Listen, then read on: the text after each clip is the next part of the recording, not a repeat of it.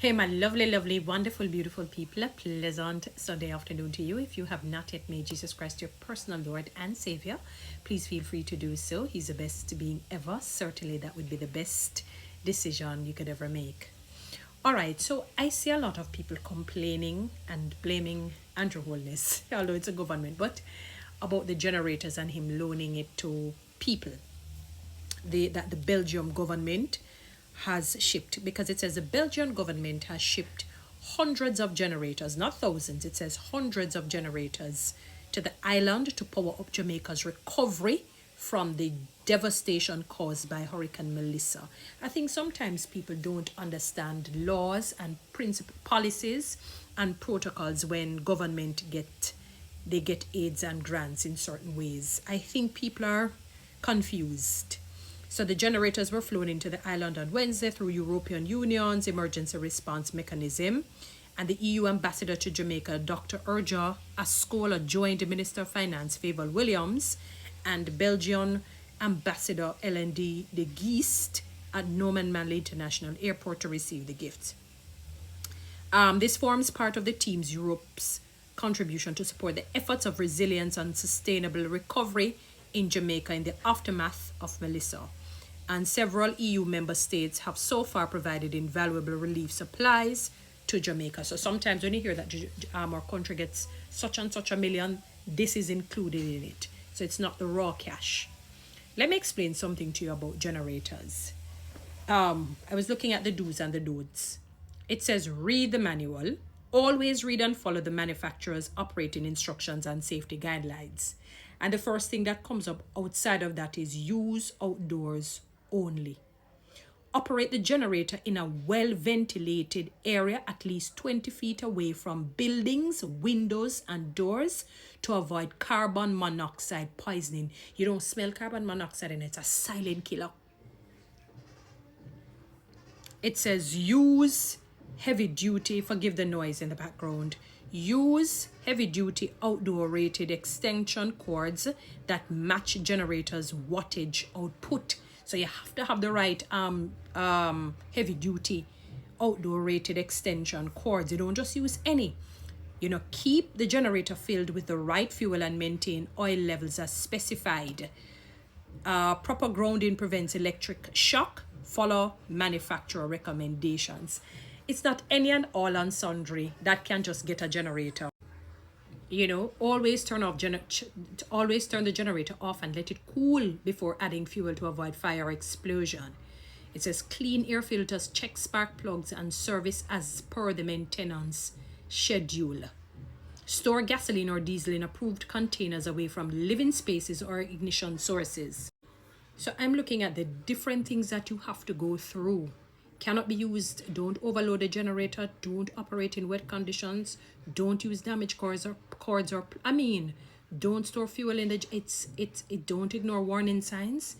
The average Jamaican, those people who are probably struggling financially cannot. The average Jamaican who is struggling financially would not be able to maintain just the maintenance of it, even if they were to get a generator. You understand, and have all the system set in place to manage that thing. And I hear people talking about how the Jamaicans, the government, they mentioned Andrew's name, got generators to give to the people and him keeping it for himself and deciding to lend. I want you to understand the logic and the sensibility behind him lending. Why is it that we're getting the generator, people? Let's see the bright person who will answer the question. Why is it that we're getting the generators in the first place? Oh, yes, Melissa, you're right. Because your namesake came and demolished the west predominantly, parts of the east as well. All right? And that is why we're getting it. And because Jamaica is prone to certain kinds of natural disasters, the land of wood and water, we want to ensure that in the event that something should happen, we can use it. So in the event something should happen, forgive the noise, we can use it at other places as well. You understand? So he's being very much pound wise and penny foolish. Notice I didn't say penny wise and pound foolish. Pound wise, penny foolish. Can the people afford to maintain a generator? Secondly, hundreds. You know how many people have been disenfranchised? Thousands. So who would be the determining factor or person to say, I must get this generator? That person must get this generator. Where are they going to put it? And they don't have any houses or proper houses. Look at some of the places that are flood prone and the water is rising. Are you people for real? And the generators can't be used in wet places. So what you do, you choose the best of all. You choose commercial places that are better able to manage that because they have outdoor, they have the right equipment to manage and to maintain the generator. Are the people who own a little house here and there generating enough income where they can manage that? Do they have space, the wherewithal, the different amenities to maintain the generators? Why would they get the generators to give people? And again, who would be the determining factor to give? How would you know to give this household versus that one versus this one? Which house? When the house then blow down or near for blow down, you realize that you have to keep it 20 feet away from your house. So to prevent carbon monoxide poisoning, and you have to have certain plugs, you have to have certain things in place, the right kind of fuel and whatnot. Jamaican people, you need to stop it. You cannot have this sort of vitriol and hate in your heart towards a man that you're saying that he's being smart. Secondly, some of the decisions that he makes is he's not making it in and of himself. It's just that he's a chief leader and he's the one that is getting up to say it. You think he doesn't have these conversations with also the opposition? And just because he's the one that is saying it, people think he's the only one making the decision. He's not. Don't let them fool you.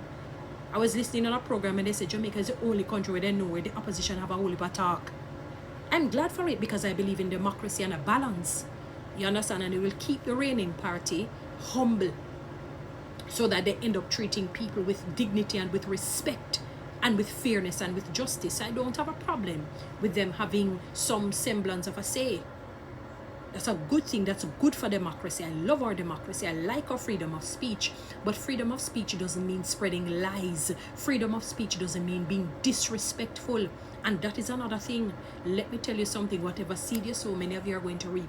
The way how I hear some of you refer to the Prime Minister, let me tell you, you better be glad that this is not other countries. And I'm talking about democratic countries. You know you couldn't get away with that in the other countries that are the authoritarian ones or the dictatorial ones. And you know what I come to realize when I sit and I analyze things, because and this is where both governments, both parties are to be blamed. I'm not talking necessarily the present people who are there. This is over the decades. They have not been good in holding people accountable. So you know, when now they decide to hold people accountable, people are going to say that you're a dictator. Because people are not used to it. They're not used to it.